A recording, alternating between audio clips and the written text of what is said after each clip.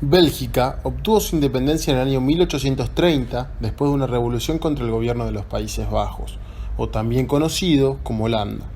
Se debe tener en cuenta que cuando la independencia belga fue reconocida universalmente en 1839, la mayoría de las potencias europeas ya tenían colonias y protectorados fuera de Europa.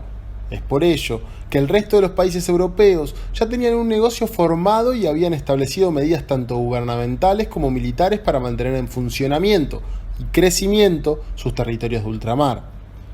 De la mano del rey Leopoldo I, durante las décadas de 1840 y 1850, se llevaron a cabo varias propuestas para adquirir territorios en el extranjero, entre ellos el reino de Hawái y territorios en el África Occidental, pero por dificultades financieras y logísticas se vinieron abajo estos proyectos coloniales. El segundo rey de Bélgica, Leopoldo II, fue quien tuvo el entusiasmo y fuerzas para llevar la bandera belga a expandirse en otros territorios fuera de Europa.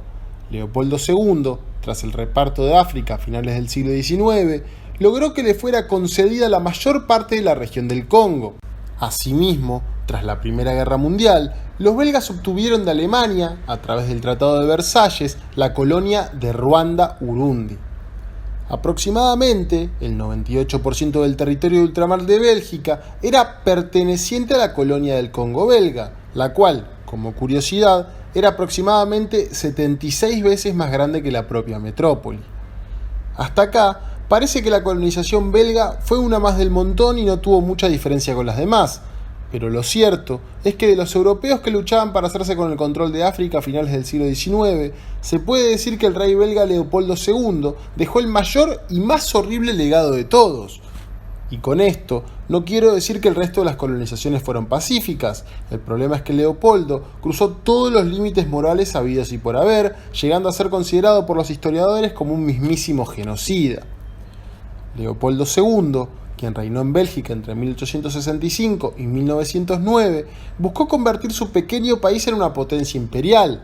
Él argumentaba su deseo de llevar a los nativos africanos los beneficios del cristianismo, de la civilización occidental y del comercio. El monarca convenció a las potencias euroasiáticas de permitirle tomarle el control de esa extensa región a través de una organización que llamó Asociación Internacional Africana, y que en 1885 transformó en el Estado Libre del Congo. Como curiosidad, esta colonia no estaba vinculada con el Estado belga, sino que dependía directamente del monarca, quien se presentaba como su propietario. Era la única colonia privada del mundo. Pero detrás del discurso filantrópico y bondadoso de Leopoldo II, había un gran interés en hacerse con las grandes riquezas del territorio. En primer lugar, del marfil, que era inmensamente apreciado en la época previa a la creación del plástico, por ser un material que podía ser utilizado para crear infinidad de piezas como estatuillas, teclas de piano, piezas de joyería y hasta dientes falsos. De allí surgió la mayor parte de la riqueza obtenida por el monarca durante los primeros años de la posesión del Congo. Gradualmente, el interés por el marfil fue desplazado por la fiebre del caucho, cuando en la década de 1890 su uso se disparó para producir ruedas de bicicletas y de autos, para recubrir cables y así también para fabricar cintas de transporte para automatizar el trabajo en las fábricas.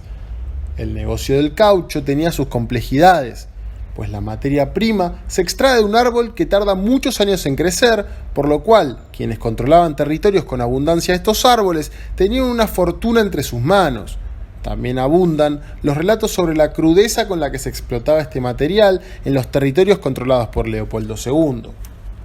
En lo que sí hay coincidencia entre los estudiosos fue en los métodos brutales utilizados por los representantes de Leopoldo II para obligar a la población nativa a explotar el caucho.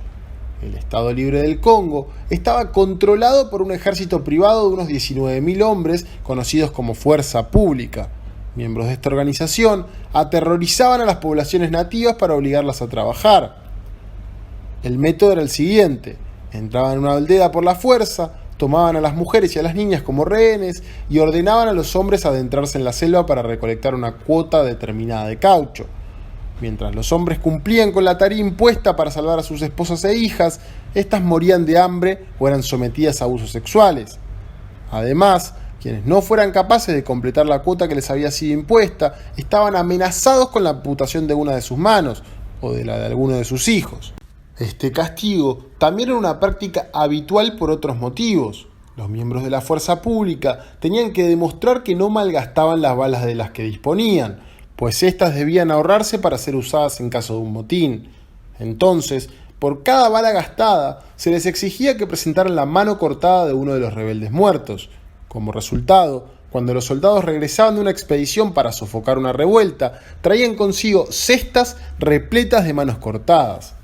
Hay historiadores que afirman que contribuyó, directa o indirectamente, Leopoldo II a la muerte de unos 10 millones de inocentes, siempre teniendo en cuenta enfermedades introducidas por los colonos europeos, como la viruela, que mató casi a la mitad de la población en las áreas que rodean el bajo río Congo.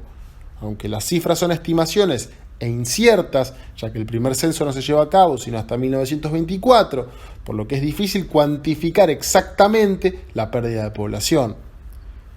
A principios de siglo, sin embargo, la violencia utilizada por los funcionarios del Estado Libre contra los indígenas congoleños y el despiadado sistema de extracción económica llevó una intensa presión diplomática sobre Bélgica para que tomara control oficial del país, lo que hizo en 1908, creando el Congo belga.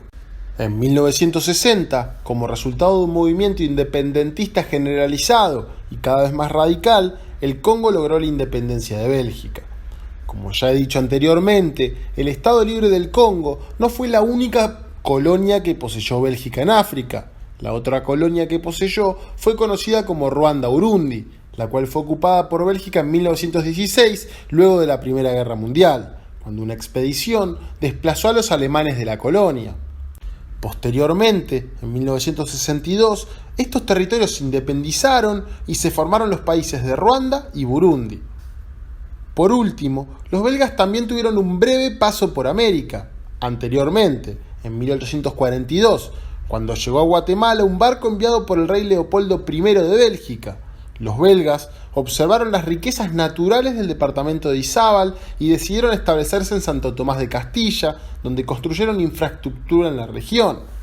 Rafael Carrera les entregó la región a cambio de 16.000 pesos anuales del gobierno de Guatemala. El 4 de mayo de 1843, el Parlamento guatemalteco emitió un decreto otorgando el distrito de Santo Tomás a perpetuidad a la Compañía Belga de Colonización, una empresa privada belga bajo la protección del rey Leopoldo I. Los esfuerzos de colonización belga en Guatemala cesaron en 1854, debido a la falta de financiamiento y a la alta mortalidad por fiebre amarilla y malaria, enfermedades endémicas del clima tropical. Habiendo finalizado mi análisis sobre las colonias belgas y los terribles asesinatos causados por el rey belga Leopoldo II, ¿ustedes creen que fue un genocida? Los leo en los comentarios. Si les gustó este video y les interesa este tipo de temas, suscríbanse a mi canal, que hago investigaciones y subo contenido de este tipo. Muchas gracias por su tiempo y saludos.